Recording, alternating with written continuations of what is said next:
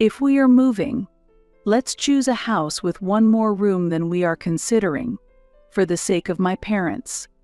The moment I heard Tyler's words, despair spread in my heart. The reality of living with my in-laws weighed heavily on my mind. Throughout our marriage, I had been tormented by my in-laws meddling, especially my mother-in-law, who constantly made snide remarks and blamed me. I was often blamed for our decision not to have children. "Sarah, when will I ever see my grandchildren's faces?" It's truly heart-wrenching. I had heard these words many times, and they wore me down. Tyler did not stand by me, only remaining unresponsive. At times, he even seemed to agree with his mother's words and blamed me. Living with the in-laws would make my life even more difficult. I would have no free time and would have to live constantly mindful of my in-laws' eyes. Just thinking about it felt crushing. My father-in-law was also cold towards me, just like my mother-in-law. He always followed my mother-in-law's opinions and was indifferent and harsh towards me. Every time my in-laws came to our house, I felt their sharp gazes and my heart shrunk. Just thinking about these continuous days made my heart ache. Moreover, my in-laws did not understand my job and thought I should focus solely on household duties. I was proud of my job at the city hall and found self-worth through working. However, my mother-in-law repeatedly belittled my work, demanding perfect housework as a wife's duty. My father-in-law also had a negative attitude towards women working. If we started living with the in-laws, my free time would be completely taken away. I would have to live responding to their demands and under their watchful eyes. A crushing sense of despair dominated me.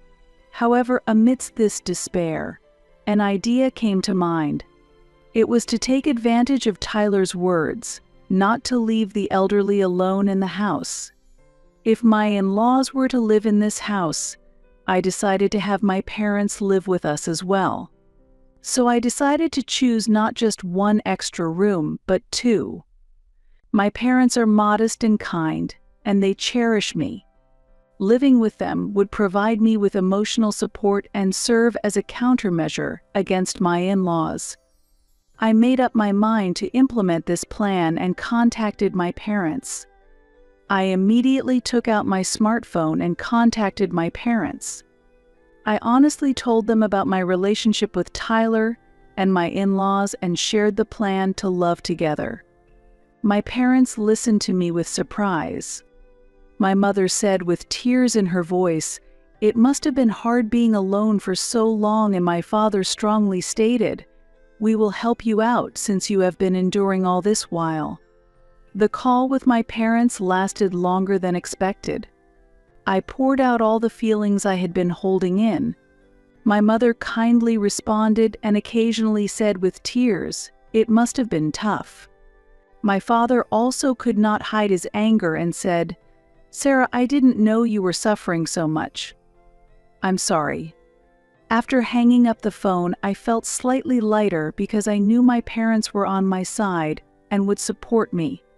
They also said they would start preparing for the move immediately.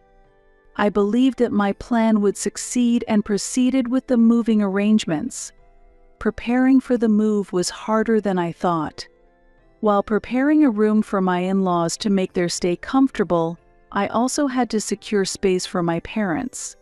Arranging furniture and sorting belongings were tedious tasks, but I tackled them one by one. During this time, my in-laws became increasingly harsh towards me. My mother-in-law ordered, "Sarah, clean up properly," and my father-in-law coldly stated, "Such a sloppy daughter-in-law is problematic." However, I silently told myself, just a little more patience, and continued working quietly. One day, I received a call from my mother. She was concerned and asked, "Sarah, are you okay? Are you not overdoing it?" I replied, "I'm fine, Mom." the move will be over soon, so I'll hang in there." My mother insisted, "Okay, but if anything happens, tell us right away." My father also encouraged me, saying, "Sarah, you're a strong girl. We will be there soon, so just a little more patience." Encouraged by his words, I felt renewed strength. As I continued preparing for the move, I looked forward to reuniting with my parents. I believed that with them, I could become stronger and overcome living with my in-laws. As the moving day approached, I became busier. In addition to preparing for the in-laws' move, I also had to proceed with my parents' move. However, if this plan succeeded, my life would change dramatically. This thought made the busyness bearable. On the moving day, both my in-laws and my parents arrived simultaneously. My in-laws looked surprised at my parents, but I calmly explained, "I've decided to have my parents live with us too." My in-laws seemed unconvinced, but I argued using Tyler's words, "It's not good to leave the elderly alone in the house." My in-laws looked puzzled, but I responded firmly. My mother-in-law expressed her dissatisfaction. "Sarah, what is this all about?" I calmly replied, "If you both are coming, it is necessary for my parents to live with us as well." My father-in-law protested. "This was not what we planned," but I repeated, "I was told it's not good to leave the elderly alone, so I called my parents." Thus my in-laws and my parents started living together. The house became lively, and slowly, hope returned to my heart. The moving process went smoothly. My parents were helpful, efficiently moving the boxes. Meanwhile, my in-laws wore dissatisfied expressions, but I continued working undisturbed. My mother smiled at me and said, "Sarah, let's do our best together from now on." And my father reassured me, "If anything happens, just let us know." After finishing the moving tasks, I took a moment to thank my parents. "Dad, Mom, thank you so much." "I'm happy we can live together," I said. My mother replied, "We feel the same way. We'll support you fully so that you can be happy." My father added, "Sarah, I'm glad to see your smile." Observing our interactions, my in-laws couldn't hide their displeasure. My mother-in-law coldly asked, "Sarah, where will our room be?" I explained, "I have prepared this room for you. I've made it comfortable for you both," but she seemed unconvinced, responding only with, "Well, I see." That night, the house was temporarily enveloped in silence. In my room, I healed from the fatigue of moving, while harboring both anxiety and anticipation about the upcoming life with my in-laws. I didn't know how my relationship with them would evolve, but having my parents there made me feel stronger. Thus, our new life began. Although there might be conflicts with my in-laws, I resolved not to lose.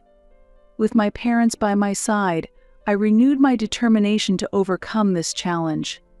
As we started living together, a subtle tension lingered between my parents and my in-laws. My mother-in-law remained strict with me, but seemed slightly reserved towards my mother. My father-in-law avoided talking to my father. My parents, although a bit perplexed by their first experience of living together, were cooperative for my sake. My mother helped with the household chores, and my father handled home repairs and maintenance. Although the relationship with my in-laws was still strained, it gradually improved with my parents' presence. My mother-in-law continued her harsh attitude towards me, commenting on trivial everyday matters. "Sarah, this dish needs more work," or "the cleaning isn't thorough enough," she frequently remarked. My father-in-law also said, "You should manage the house more properly," in a commanding tone. However, my mother calmly responded to my mother-in-law's attitude. "Mother-in-law, let's improve this together," she would say kindly. And to my father-in-law, "If there is anything inconvenient, please let us know." I was genuinely grateful for my mother's demeanor. My father also actively took on home repairs and maintenance, creating a better environment in the house. Whenever my in-laws expressed dissatisfaction, my father would respond, "I'll fix it right away," and his honest attitude gradually opened their hearts. The house slowly regained a calm atmosphere, and a peaceful air began to drift through. However, I had a faint feeling that this peace wouldn't last long. My in-laws were not planning to change their attitude towards me, and they gradually harbored dissatisfaction towards my parents. Especially my mother-in-law, who muttered behind the scenes that my mother's help with the household was a failure of fulfilling the daughter-in-law's duties. Amidst this, my mother encouraged me, "Sarah, it's tough, but let's persevere together." My father also said, "If anything happens, tell us right away," supporting me. Strengthened by their words, I faced life with my in-laws. One evening after dinner, my mother-in-law suddenly said, "Sarah, shouldn't your parents be a bit more considerate to this?" My mother apologized. "I'm sorry, Mother," but anger welled up inside me. Despite my parents' earnest cooperation, my mother-in-law refused to understand. That night, I discussed the future with my parents.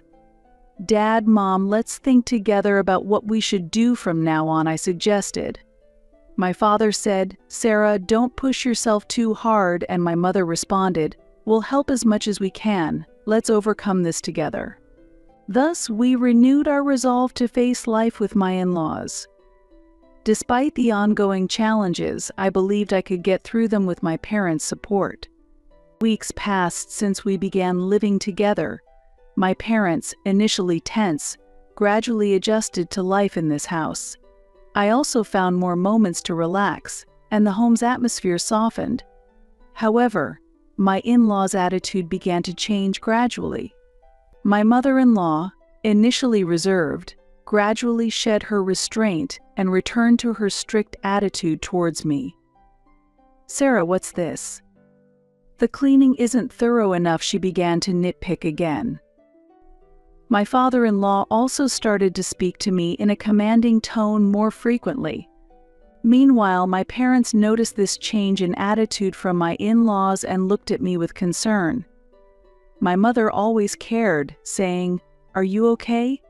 Don't overdo it," but all I could reply was, "I'm fine." My father also said, "Tell us immediately if something happens," but I was prepared to resolve things myself. One day, my mother-in-law harshly criticized me. "Sarah, you really can't do housework. It's pitiful for Tyler to have such an incapable wife," she said, and I felt like exploding with anger. However, I restrained myself from responding and quietly left the room. The backdrop of my in-laws' changed attitude might have been influenced by the presence of my parents. My mother-in-law felt that my mother's assistance in household chores meant I was not fulfilling my duties as a daughter-in-law, and this dissatisfaction was directed at me. My father-in-law also harbored resentment, feeling that my father was taking over his role in home repairs and maintenance. During this ongoing conflict with my in-laws, Tyler found a moment to apologize to me. One day, while we were quietly spending time in the living room, Tyler suddenly spoke to me. "Sarah, I'm really sorry about how my parents have been acting lately," he said, and I could hardly hide my surprise. "What's going on, Tyler?" I asked. He was silent for a while before continuing. "I hadn't realized they were being so harsh to you. Seeing how hard you've been working lately made me realize it. I'm really sorry for everything up to now," he said earnestly. Hearing this brought a slight relief to my heart. "Thank you, Tyler. But I'm just trying to make sure everyone in the family can live happily," I replied. Tyler nodded. "From now on, I'll help out more, so let's work together," he promised. Those words began to restore some hope in me. Tyler's apology was a significant relief for me. I felt that his understanding of my struggles and his willingness to help might improve our relationship with his parents. However, in reality, His parents' attitudes remained unchanged, and living together continued to be challenging. One day, when Tyler came home from work, he asked, "Did my mother say harsh things to you again today?" I replied, "Yes, but don't worry about it." But Tyler insisted, "Don't say that. I know it's hard for you, so please tell me if something happens," he urged. His words lightened my heart a bit. Tyler even asked his mother to be kinder to me. But she retorted, "I'm saying these things for Sarah's sake." Seeing this, I felt in my heart, ultimately, my mother-in-law won't change. Still, Tyler's support became my strength. His kind treatment helped me continue to endure life with my in-laws. Our bond slowly deepened, and our relationship gradually improved. Throughout this, my parents continued to support me unwaveringly. My mother would say, "Sarah, talk to us anytime you're having a tough time," and my father also urged, "Tell us right away if something happens." Supported by their words, I faced life with my in-laws. As my relationship with Tyler slowly improved, I felt the time had come to make a final decision. Living with his parents had become unbearable for me. Even though Tyler had apologized and become supportive, as long as his parents' attitudes remained the same, I couldn't regain peace of mind. One day, I brought up a serious conversation with Tyler. "Tyler, our relationship will break down if this continues.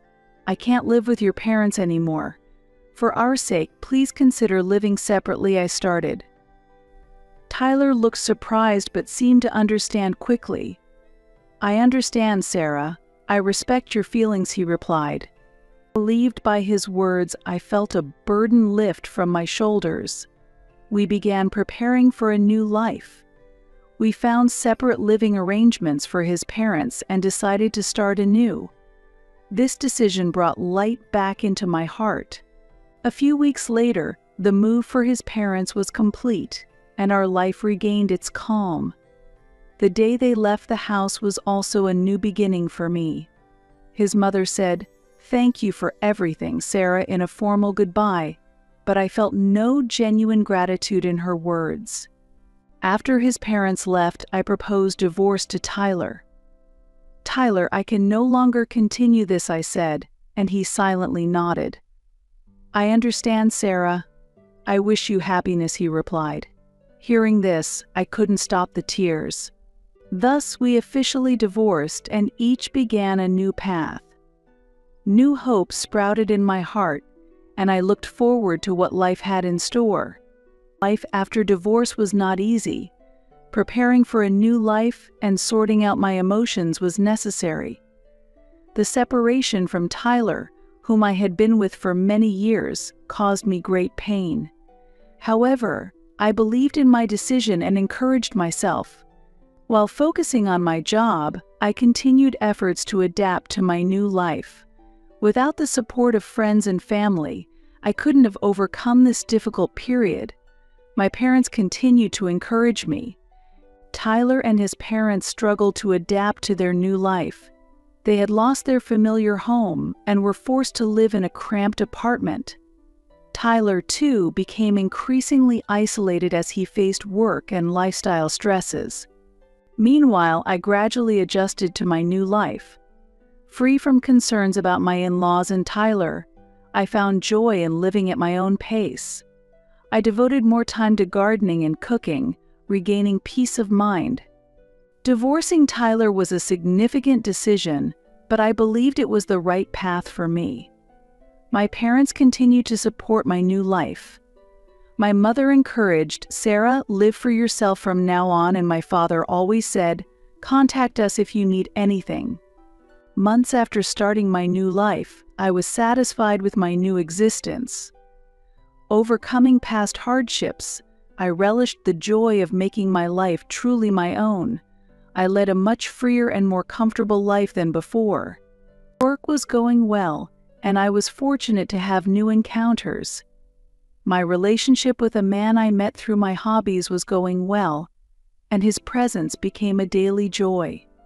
I kept in frequent contact with my parents, whose support strengthened me. As I began my new life, I had more time to reflect on myself. Having adjusted to my new life and regained peace of mind, I was filled with hope for the future. Ready to move beyond past struggles, I relished the joy of controlling both my personal and professional life.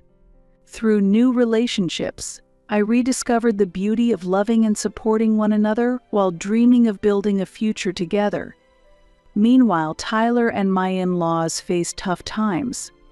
With my departure, they seemed to realize for the first time how significant my presence had been. One day, Tyler called me. "Sarah, how are you?" he asked, catching me off guard. "I'm fine, thank you." "How about you?" I responded. Tyler replied, "Well, managing somehow, but it's really tough without you." His words left me with mixed feelings. "Sarah, please forgive us. I truly regret how terribly we treated you," Tyler continued. His apology lightened my heart a bit. "Thank you, Tyler, but it's in the past now. We each need to walk our own new paths," I answered. The lives of Tyler and my in-laws became increasingly difficult. They struggled with adapting to a cramped apartment life, missing the spaciousness of their previous home. They began to realize their mistakes but found it impossible to go back. Tyler struggled to adapt to his new life environment as well, worn out by work stress and changes in his living situation. He often thought, if I had been kinder to Sarah, maybe things wouldn't have ended up like this. One day, my mother-in-law called. "Sarah, can you forgive us?" she asked, her voice filled with sorrow. Surprised yet composed, I responded, "Mother, it's all in the past. I'm enjoying my new life." Her reply came with tears. "Thank you, Sarah. We truly are sorry." I learned that Tyler and my in-laws were facing severe hardships. They had only realized the importance of my presence after I left, and they began to recognize their mistakes. The consequences of their actions towards me had come back to haunt them. Tyler and my in-laws had lost everything. They realized their choices had been wrong and were tormented by regret.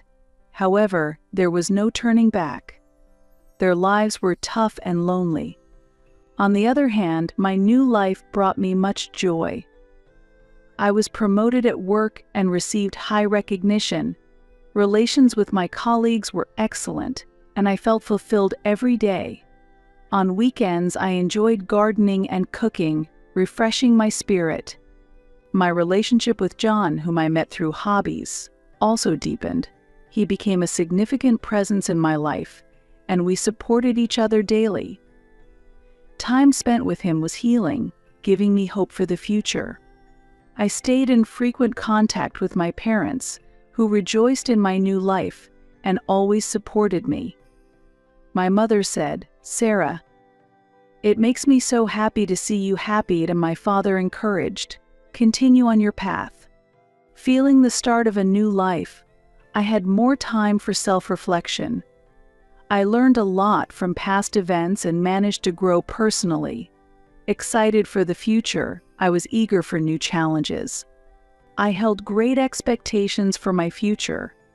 Overcoming past pains made me stronger and more confident in myself. Positively facing each day, I was excited for new challenges. Stepping into this new phase of life, I embraced the joy of building my future. I vowed to enjoy life to the fullest and walk alongside those I love.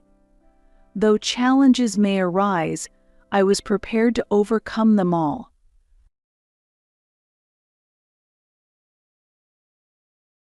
Still, 9 people is way too many. Are we all going to get along and play baseball or something? Ever since I was a child, I had harbored a dream. To live in a charming house like the ones in picture books and to play with a white dog in the garden. But reality was not so kind. Though I finally acquired a house of my own, when I returned from work, it had transformed, almost like a dormitory. I couldn't forgive what had happened. My name is Janet, a 32-year-old office worker. I had devoted myself to my job and worked hard. However, towards the end of my 20s, my friends started getting married one after another. I even went broke from the expenses at weddings. Gradually, I began to feel a sense of urgency and started to actively seek a partner. Janet, when will you show me grandchildren? My father would ask me the same question every time I visited home. Because of this, I grew reluctant to return, and my visits became less frequent. My mother passed away when I was young, and afterward, I was raised by my father, my brother, and my paternal grandparents. My brother married young and built his own house near our childhood home. He has 2 daughters, who are dear nieces to me. You have 2 adorable grandchildren already, so why do I need to have children? But still, you are. Each time, it turned into an argument. Then one day, my father had a traffic accident. By the time I arrived at the hospital, the situation was already severe, and my always energetic father passed away peacefully while our family watched over him. Dad, there was someone I wanted to introduce to you. At that time, I had a partner I met through friends. Recently, he had proposed and we had decided to get married. He tended to put on airs, but he was a kind-hearted person. His name was Steve, having lost both parents and my brother having his own new family. It's going to feel a bit lonely, isn't it? After the funeral, back at home, I murmured such thoughts while stroking my cat, Candy. You're not alone, Janet. From now on, I'm your family. Steve, who was beside me, said that, taking my hand gently. He was concerned about me and came to check on me. Let's build a happy family together. I believed I could have ordinary happiness. At that time, I couldn't even imagine what would happen next. Welcome, though it's a bit cramped. We were welcomed by Steve's parents when we visited for me to introduce myself to them. His mother was very active and cheerful. I felt a bit nervous as soon as I entered the room. I thought we would be meeting just his parents, but there were also his grandparents, Steve's brother, his wife, plus their 2 boys. Nice to meet you. There were so many people. Steve's family home, built by his grandfather, felt a bit old and run down. To be honest, it seemed quite ancient. However, his family welcomed me warmly despite my nervousness. On our way back, I said to Steve, there were so many people today. It must be even more chaotic during holidays and Christmas. He laughed and replied, really, it's cramped. I wonder how they manage to live there every day. I was genuinely surprised by his comment. Steve's family home wasn't particularly spacious. I had thought it was just coincidentally crowded that day. Wow, 8 people in that house. That's impressive. According to my husband, initially, it was just his parents and grandparents, 4 people living together. But one day, his unemployed brother suddenly moved in with his wife and kids. Well, I guess he'll move out once he finds a job, my husband said with a laugh. At that time, I just thought it must be tough for his family. Since getting married, we haven't been blessed with children, but we live a leisurely life with my husband and our cat, Candy. My husband helps with the household chores, and Candy is fond of him. Some time has passed since our marriage, but my brother-in-law's family still lives in the same house. The walls are filled with children's scribbles, and my mother-in-law has accepted the situation, laughing it off as a joke. Vanessa, my brother-in-law's wife, always looks tired. She is older than my brother-in-law and close to my age, so we developed a good relationship quickly. Hey, Vanessa, hurry up. Janet, don't just watch, we're out of beer. When I visit my in-laws, Vanessa and I are usually the only ones moving around. We were constantly busy, hardly having a moment to breathe. I wondered if this was the fate of a daughter-in-law, but thinking about Vanessa facing this daily was genuinely frightening. Since my brother-in-law doesn't work, Vanessa works full-time. It might be a bit rude, but I asked her, have you ever thought about divorce? Yes, it's quite tough as it is, but I have kids. He used to be much kinder. I couldn't understand what she saw in my brother-in-law, but there must be something between them that only they know.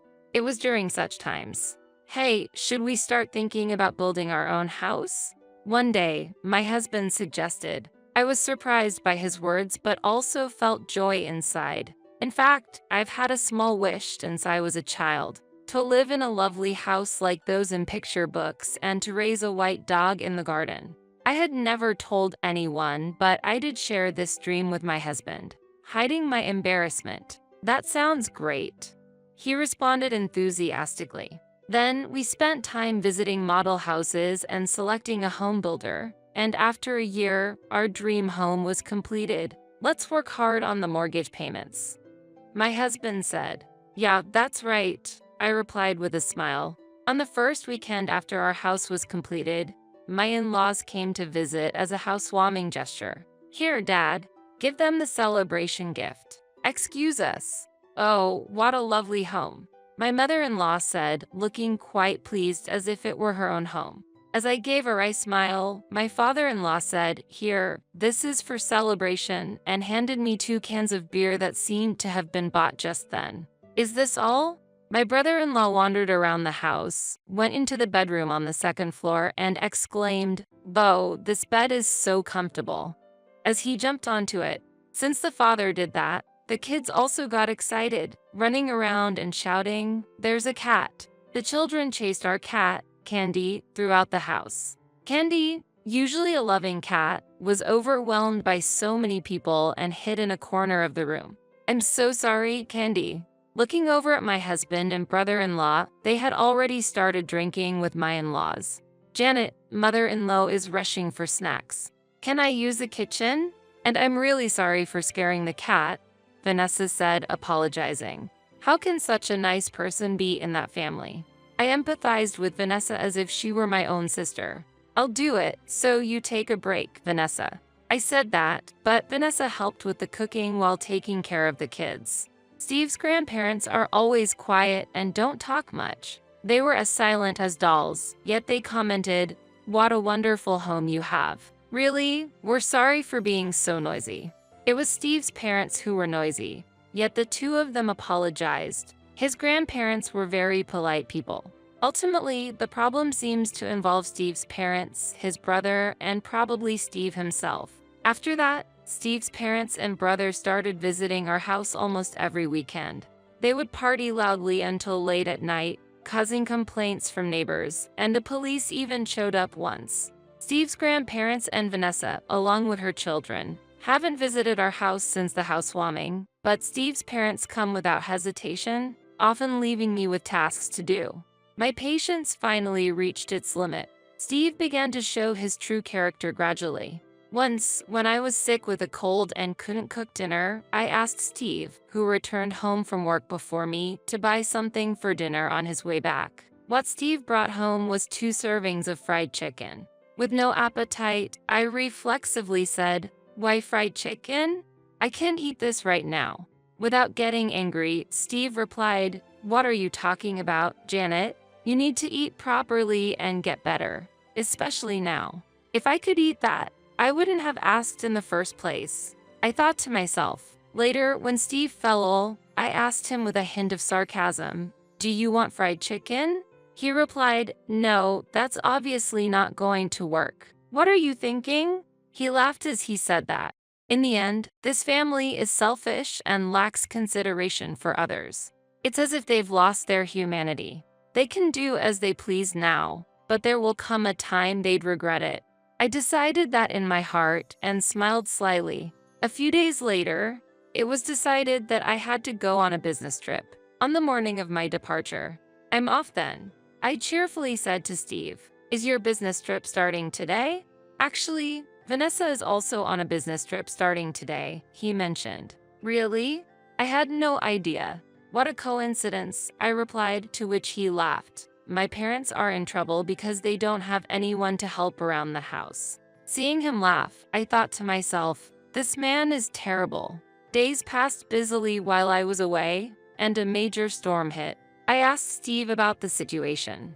I'm fine, but the family home had some leaks due to the rain, he responded. I felt resigned thinking about the aging family home. The day I returned home arrived. As I approached my house from the station, I heard loud laughter. I wondered if someone was having a barbecue in their yard. It was so noisy that I thought it might cause complaints from the neighbors. Then I was shocked to realize the loud voices were coming from my own home. Hesitantly, I opened the door to find a multitude of scattered shoes and walls filled with scribbles. Stunned by this unexpected scene, Steve, already drunk, greeted me. "Oh, Janet, you're back." Angered by his blatant disregard, I stepped into the living room to find Steve's parents and brother also inebriated, with Vanessa busily preparing snacks for them. Steve's grandparents remained as calm as ever, while the children used the walls as their canvas, happily drawing. There was also an unfamiliar young woman present. There was too much information to process. I couldn't organize my thoughts. What exactly is going on here? I tried to have a calm conversation with Steve, asking him quietly, "What? Didn't I tell you?" "The storm caused a leak in the family home," he replied. "I understand that, but why here?" According to Steve, the family home was severely affected by the storm, and our house was chosen as the refuge for his family. While Vanessa was on a business trip, Steve, his parents, and his brother discussed the next steps. "We all thought it would be great to live here together," Steve proposed proudly. "What?" I couldn't grasp what he was explaining. While I remained silent, Steve's parents cheerfully said, "We're family, and there's enough space, so it's fine." "There's no problem, Janet. Sure, the walls are a bit dirty, but that's just the kids doing," my brother-in-law stated nonchalantly. "Who is that woman?" I asked about the unfamiliar woman relaxing on the sofa. "Oh, her? She's a friend of mine and Vanessa." My brother-in-law turned to Vanessa for confirmation, and she smiled kindly, saying, "Yes, that's right. She got kicked out of her place, and when she asked for advice, my brother said it was okay for her to stay here." My brother-in-law explained, "Nice to meet you." The woman responded, but I was completely lost. In the not-so-large living room, there were 9 adults and 2 children. The house was messy, and the walls were covered in scribbles. It was hard to believe this was a new home. The family was loud, creating an atmosphere like a dormitory. I became furious at the situation. Still, 9 people is way too many. Are we all going to get along and play baseball or something? Then I realized something. Wait, where's Candy? Our beloved cat, Candy, was nowhere to be found. When I asked Steve and the others, everyone claimed they hadn't seen her. As I searched for Candy, my nephew informed me, "Well, when Grandpa opened the window to smoke outside, Candy just slipped out." My brother-in-law glared at his son, who shared this information, as if he was saying something outrageous. "Why would you do that? I've told you to be careful when opening the windows," I said, tears welling up. To that, Steve indifferently replied, "Well, if it's about a cat, we can just get a new one. Why are you making such a fuss? If you want a divorce, that's fine by me." Steve said this with a smirk. I challenged his provocative attitude. "Did you just say divorce?" "Yeah, I did. If you're willing to apologize, maybe I'll reconsider," he replied. How he and his family could be so confident, smirking proudly, was beyond me. However, calmly I said, "Is that so? Then sign this," presenting the divorce papers already signed by me. I went to retrieve my packed bags from the room and told Steve calmly, "Have you signed it? Why haven't you signed it yet?" "I'm busy, you know." My preparedness surprised Steve and his parents. As Steve struggled to hide his irritation at my provocation, his mother exclaimed, "Steve, divorce this foolish wife quickly. The house is completed.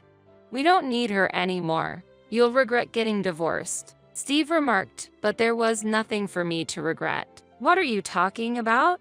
You're the one who'll be in trouble. Just sign the divorce papers," I responded. After ensuring Steve signed the divorce papers, I stored them in my bag, then approached my brother-in-law, presenting another set of papers. "Please sign this as well." "What? When did we get married?" My brother-in-law, laughing, looked at the filled-out wife section. "Hey, Vanessa, this is..." Vanessa, with a cold gaze, urged him to sign the divorce papers. "We're getting a divorce. Please sign it quickly." "Vanessa, this betrayal is unforgivable." My father-in-law condemned, but Vanessa remained resolute in her decision. Even I could see that Vanessa was treated like a domestic worker in her own home. Most of the income she earned was handed over to her husband, except for a small amount allocated to household expenses. He squandered that money as he pleased, and the unknown woman sitting on the sofa turned out to be his mistress. Janet, it seems my husband is having an affair. Vanessa confided this to me just before Steve proposed building a house. Prioritizing her children, Vanessa had endured in silence. However, she recently discovered that her husband was selling her personal belongings and even the children's toys to profit for himself, pushing her to her breaking point. Then Vanessa shared something with me, igniting my anger. From that moment, we began working towards our divorces. Vanessa focused on gathering evidence of the affair. The business trip she mentioned earlier was actually a lie. We met at the station and went to look for a new place to live. Like me, Vanessa had no parents to turn to but decided to move out of the state based on a job offer from a close friend she had confided in. It was a very pleasant location. Everything went according to plan, and we were at the final step, submitting the divorce papers. I want to take some people out of that miserable place, Vanessa resolved with renewed determination. I saw the strength hidden inside her. Despite appearing fragile on the surface, she possessed a strong heart, suppressed and almost brainwashed by her in-laws' harsh treatment. We staggered our return home, with Vanessa going back first. She informed me that our home had been effectively taken over and my brother-in-law's mistress was living there openly. All our interactions had been an act, fully aware of the circumstances.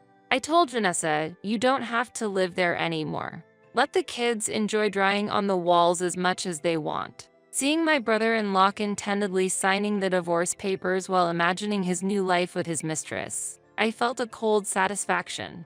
Let's go, Vanessa. Grandpa and Grandma, please come with us. I called them out, and they stood up, guiding Vanessa and her children to the entrance. I thought staying with you people would ruin our lives. Vanessa's words woke me up. Do as you please from now on, Grandfather coldly told the rest of family while making their way out. It turned out the rest of the family had been dipping into the grandparents' finances as well. Such unforgivable behavior. Goodbye, take care. As we left, they laughed, saying, you will regret this. But we ignored them, gathered our belongings, and left the house. Months later, I received a call from my ex-husband. Oh, I forgot to block his number. I had a good idea of what the call was about, but when I answered, a frantic Steve said, Janet, come back. I couldn't help but laugh. Come back? We're strangers now. I replied calmly, only for his mother to snatch the phone. What do you mean? Why aren't you paying the mortgage? Excuse me? I don't understand what you're talking about. I feigned ignorance, and she couldn't hide her irritation. It turned out the mortgage was already in arrears. My ex-husband was claiming I was responsible for the missed payments, which was absurd. While I stayed silent, the mother-in-law ranted nonstop. What's this house? You said your household income was $75,000, right? We should have had a much better home. It's so disappointing for a newly built home. They had planned to acquire that house from the beginning. Vanessa had informed me of my husband and in-law's scheming. Indeed. But with your son's annual income of $30,000, the bank wouldn't lend much. If we had taken out the mortgage jointly, maybe we could have built a better house. Hearing this, the mother-in-law shouted, Steve, what's this about?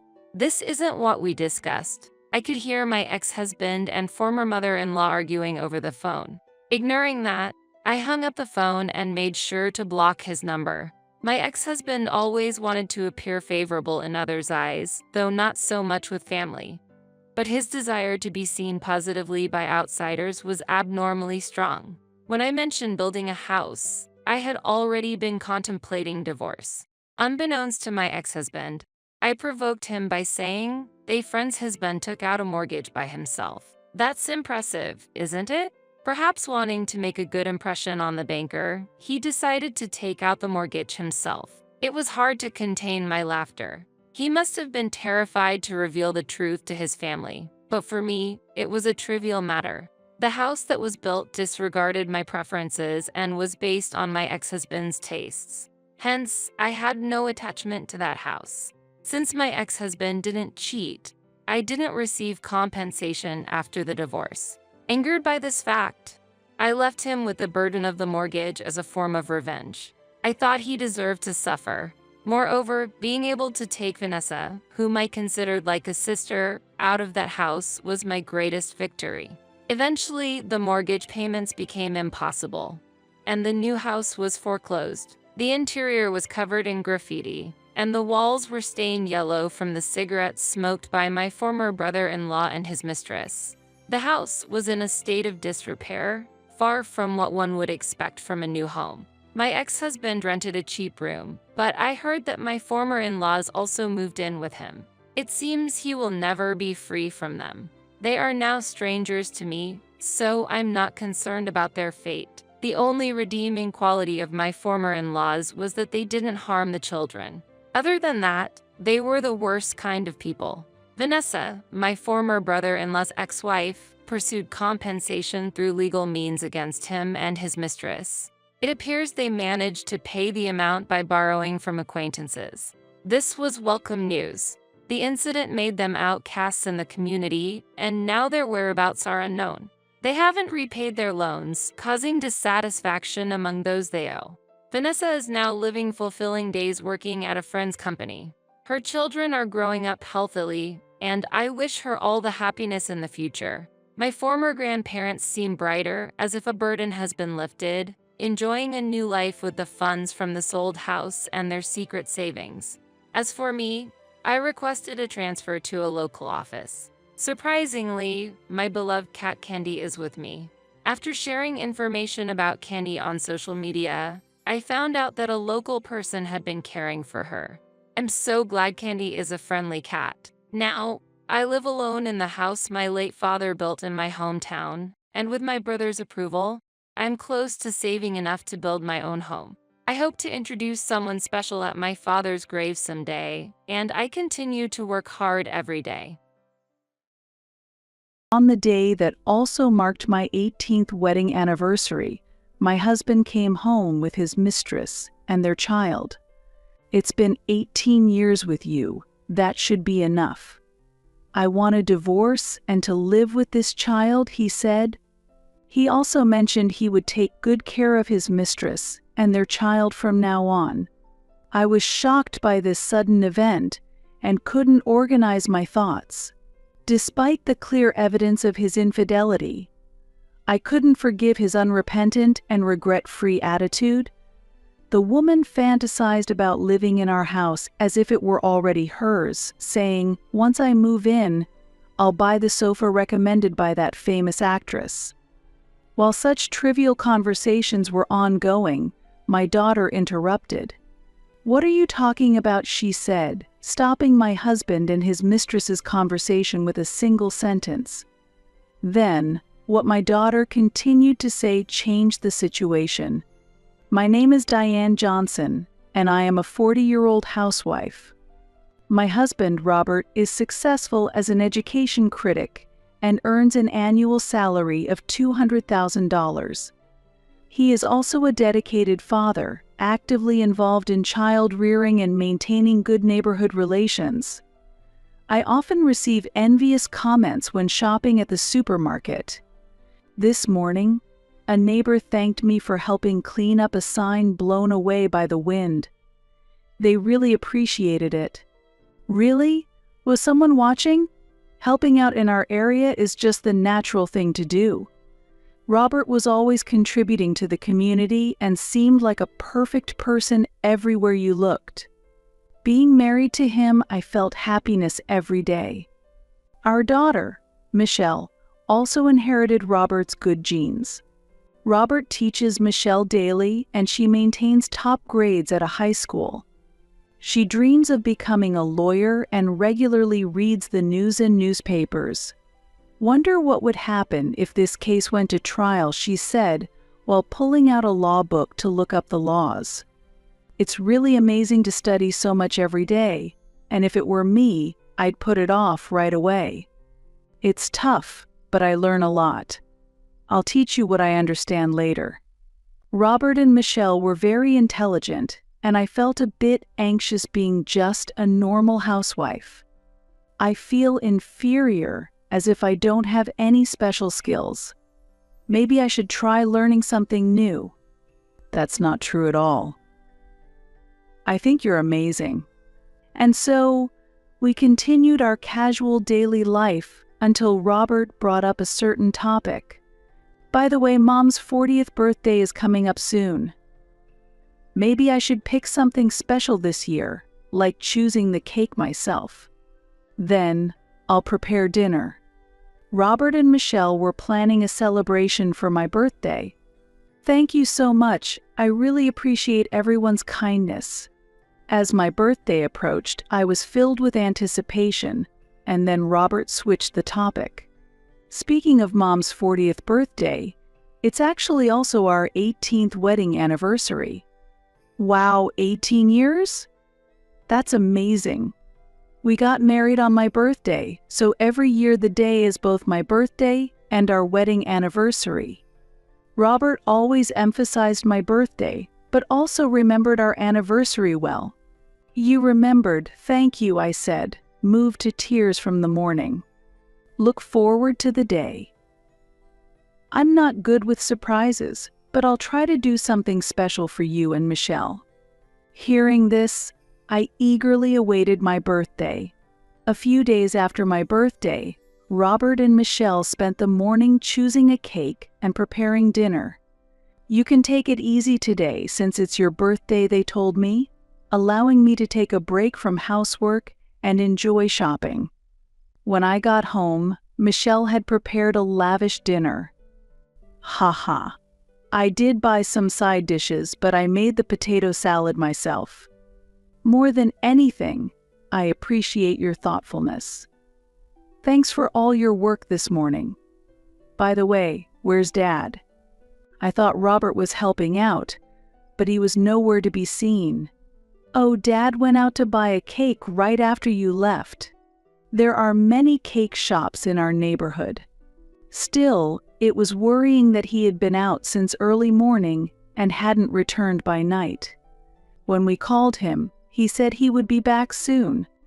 The background noise sounded like he was in a car. "Maybe Dad went to a faraway store to buy a special cake you saw on TV and wanted to try." "Yeah, maybe he went to buy that delicious-looking cake you mentioned." We eagerly awaited the tasty cake and Robert's return. 30 minutes later, Robert came back holding a cake box. "Sorry I'm late. I bought your favorite cake, so let's put it in the fridge.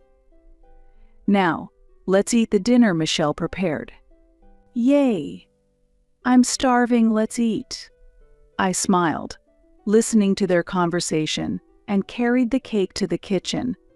What I exclaimed in surprise, but my eyes were fixed on the cake box. Checking the seal, it was from a shop just a 10-minute walk from our home.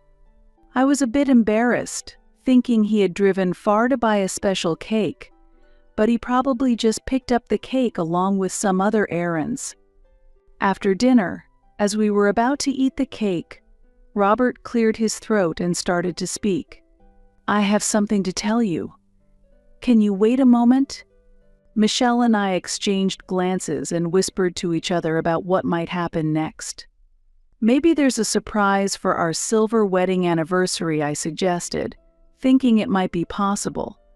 Robert might have gone on a long trip to buy a present. Michelle, excitedly poking my arm, said, "I wonder what we'll get." Knowing Dad, it must be a beautiful branded bag.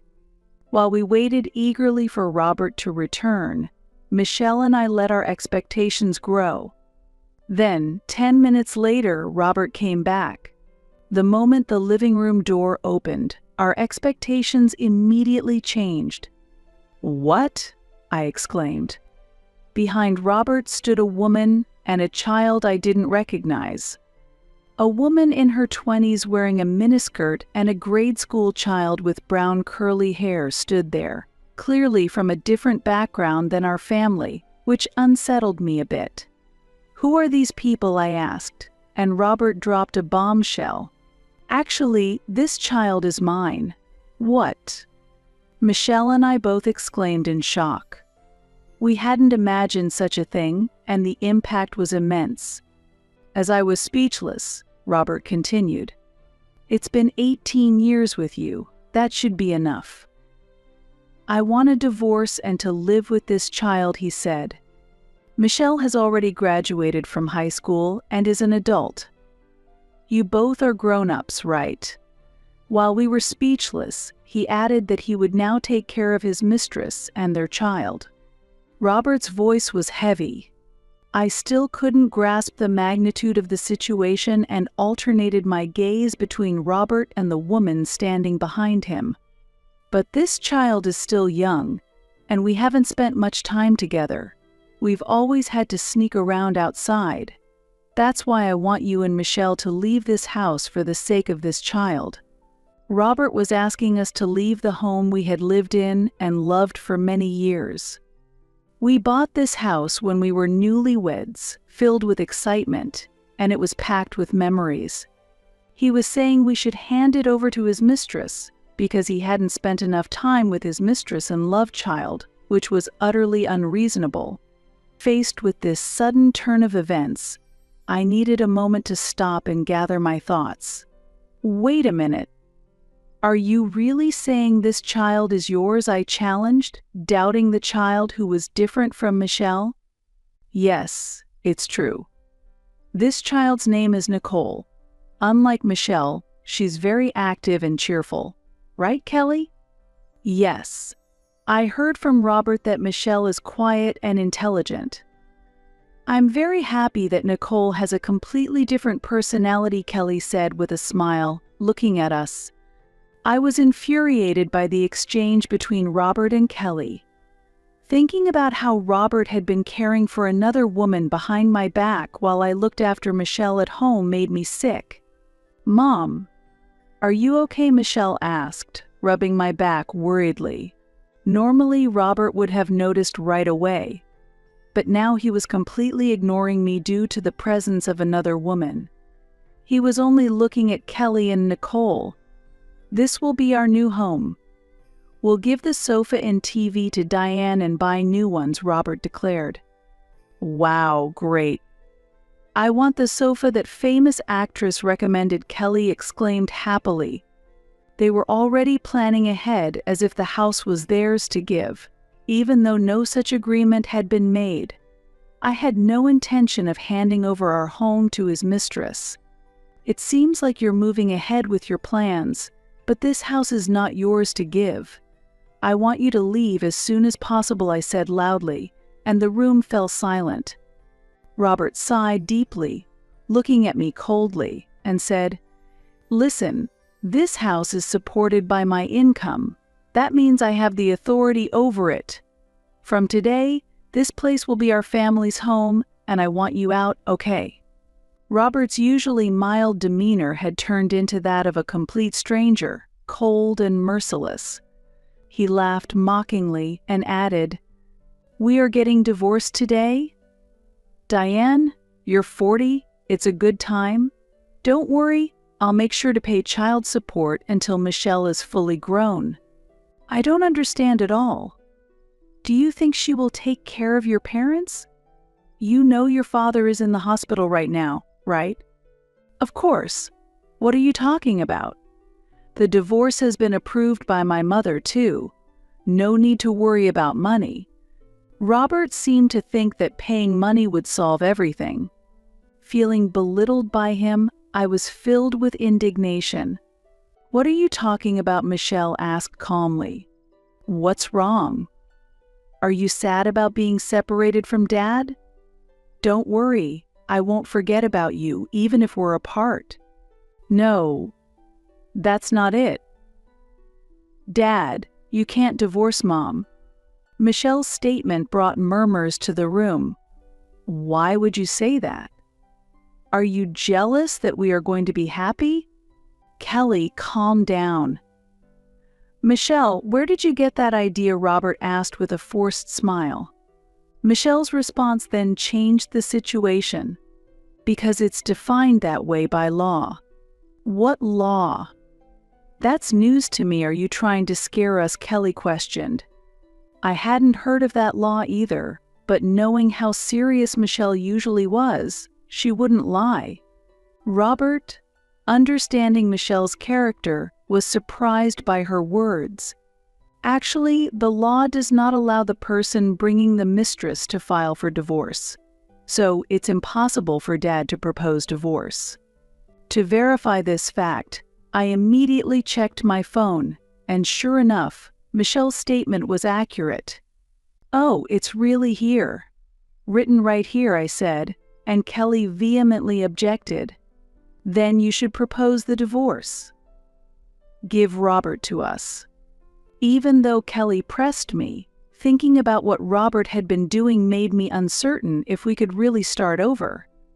Yet, I also felt that I couldn't just let Robert go, following Kelly's demands. When I was cornered by Kelly and couldn't say anything, Michelle stood up for me. "What do you really want to do, Dad?" "Yes, of course, I want to start a new life with Kelly and Nicole." "Michelle, you're an adult now, and you can live with Mom, right?" Robert replied. Michelle responded calmly to that. "Is that so? But would you still want to be with her if this child causes you to lose your job?" What Robert was taken aback. Nobody understood what Michelle meant. Then, pointing to the hiding Nicole, Michelle said, "This child goes to XX elementary school, right?" Why do you know that Robert was surprised? "That school is on my way to school. That child always causes trouble in the nearby park, getting scolded by teachers and police. At my high school, students from that school are known to be uncontrollable. Dad, do you want to welcome such a child into our family and lose your credibility as an education critic?" Robert suddenly turned around and confronted Kelly and Nicole. "Is what Michelle's saying true?" "Nicole, have you really been doing that?" he shouted. Nicole trembled behind Kelly. Trying to gather accurate information, Robert pressed Kelly. "If the police and teachers have been involved, the parents must know. Kelly, tell me the truth." Under Robert's imposing demand, Kelly averted her eyes while sweating. Such things are normal for elementary students in any generation. It's not something to make a big fuss about. Though not an explicit affirmation, her words were effectively an agreement. Hearing Kelly's comment, Robert held his head in his hands. He might have been imagining what life would be like with Kelly and Nicole. As an education critic, his reputation would decline and sooner or later he would face criticism. The confident Robert, who had been declaring his marriage, was no longer the same. He was confused and lamented his unstable future. Things have become the worst because of this child," he exploded in anger. Michelle continued, still having more to say. "Also, Mom, haven't we seen Kelly's face somewhere before?" What I replied, but neither Kelly nor I could remember seeing each other previously. Kelly certainly looked unsure. "Do you remember a month ago, after shopping near the station? On the way home, there was a woman in a red dress." "Oh, I remember now. I bumped into a woman in a red dress, and despite it being both our faults, she was very angry. I remember. The cake I bought then was ruined too. But why bring this up now?" With a small laugh, Michelle pointed at Kelly. "That woman? That was you, right, Kelly?" Kelly began to panic at the question. I don't remember something from so long ago. Besides, such a story doesn't matter now. Don't change the subject." Kelly obviously couldn't hide her panic. It seemed like recalling something from the past was a bad situation for her. I tried hard to remember that time, and then I shouted the crucial words that cornered Kelly. That's right. At that time, you were walking with a man who wasn't Robert." "Stop talking," Kelly hurried to silence me, but it was too late. Robert heard the conversation and glared at Kelly. "What? Were you cheating?" "No, it was just a coincidence. And what can you say you were cheating too?" It's terrible. Why do I have to be treated like this? Kelly couldn't hide her turmoil at her sudden exposure. Robert's anger intensified. Kelly, you're in a different position. You depend on me for support, and you think you can cheat. How can you do such a thing when you have a child? And a month ago, we had already decided to marry, hadn't we? Thus cornered, Robert and Kelly were more unsettled, and their situation became comically chaotic. As they continued their almost frantic arguing, Michelle and I could only watch, but finally, we couldn't take it anymore and intervened. Enough, stop it. Robert, you're not in a position to talk about cheating. I ended their pointless fight. Robert, the only reason you can work is that I support the home. Don't forget that. It's because of the support of the whole family that you can pompously call yourself an education critic, I said sarcastically. With a cold laugh at Robert, I turned back to Kelly. I'm really sorry, Kelly, bringing up such a thing at this time. You only wanted to marry a rich man for your unrelated child, and now this situation. Really, I feel sorry for you, I mocked Kelly. Kelly and Robert were always unsettled and couldn't carry out their plans to the end. Enough. Everything is a mess, and it's the worst. Kelly realized her marriage to Robert was not going to happen and couldn't hide her irritation. I can't stand it anymore. I can't imagine marrying you, get out, Robert shouted. Like Kelly, his marriage became impossible, and his anger reached a peak. I'll never step into this place again. Nicole, let's go. Kelly tried to escape the scene after suddenly appearing and pressing me for a divorce. Her affair revealed and her position worsened. This day was my birthday and also our 18th wedding anniversary. But it was the worst turn of events. However, I wouldn't let it end so easily. As Kelly attempted to flee, I tapped her shoulder lightly and said, "Where do you think you're going? Since you had an affair with a married man, expect a claim for compensation." What? No way. I don't have that kind of money. Why don't you get it from Robert? Kelly hurriedly argued back. Of course, I will also claim from Robert, but separately from you. It's unfortunate you couldn't marry. I'm truly sorry for you, I said coldly. Kelly clenched her fists and trembled with rage. Even if you think about running, I'll consult a lawyer and it will go to court. Michelle added fuel to the fire, and Kelly, with no other option, pleaded, please, anything but that. Today we reconfirmed the future payment arrangements with Kelly and sent her away from our house. Only our family of 3 remained in the house, and a heavy silence hung in the air. Robert sat trembling, his face downcast. With a deep sigh, I declared, Michelle and I will return to our parents' home for a while. I want you to live on your own and learn how difficult it is. This will be a good opportunity for you to understand that not everything is because of you. Leaving those words behind, we immediately started packing. Wait, I'm really sorry. I apologize for the affair. Please don't go back to your parents, Robert pleaded. You're just worried about how it looks, aren't you? You're acting this way because our leaving affects your career, I replied coolly. Robert, hit by the truth, could say no more.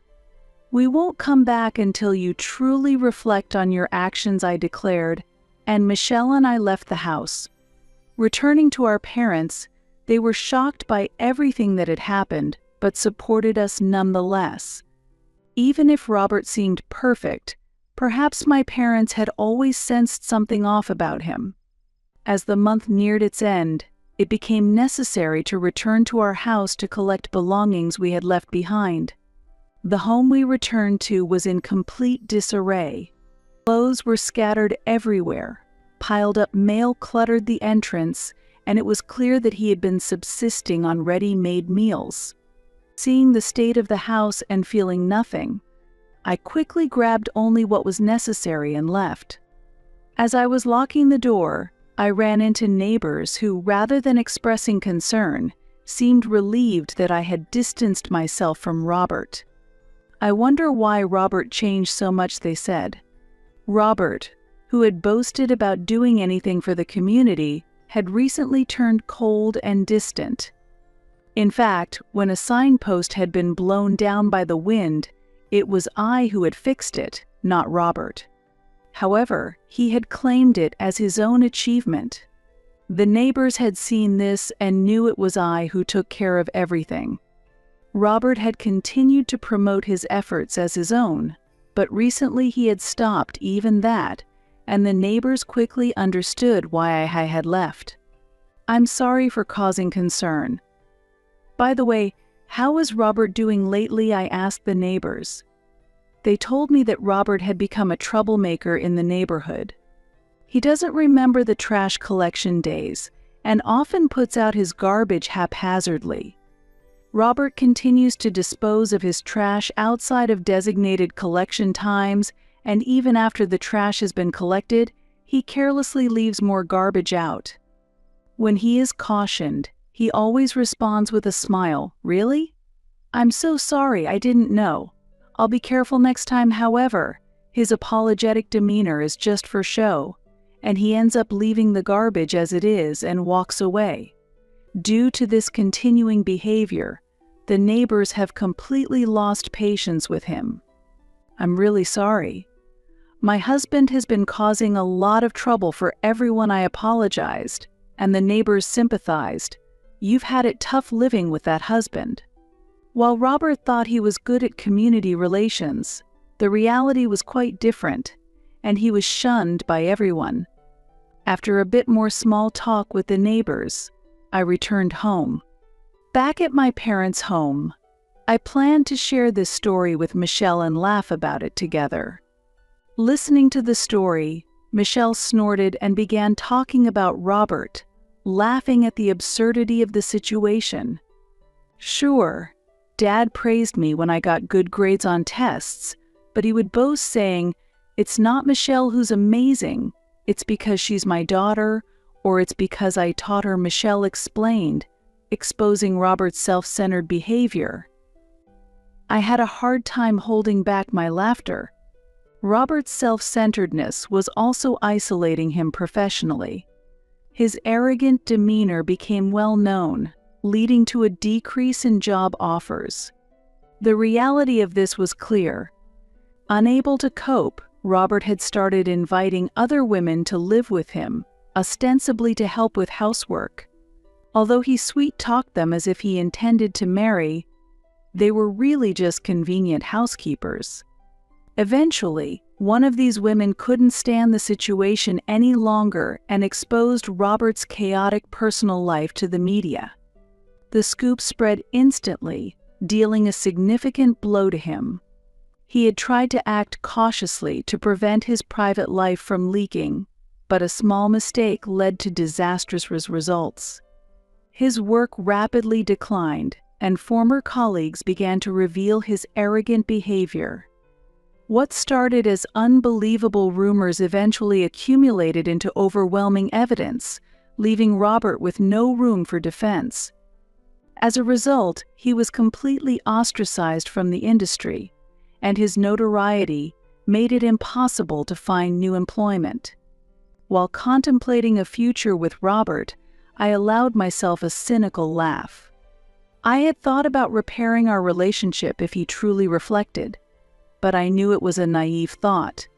Deciding on divorce, I sent the divorce papers to finalize the separation. Robert tried to contact me multiple times, but I ignored all his attempts, continuing my complete disregard. I imagined him regretting his infidelities upon seeing the divorce papers. He might still harbor childish hopes of reconciling with Kelly, but that would be inexcusable.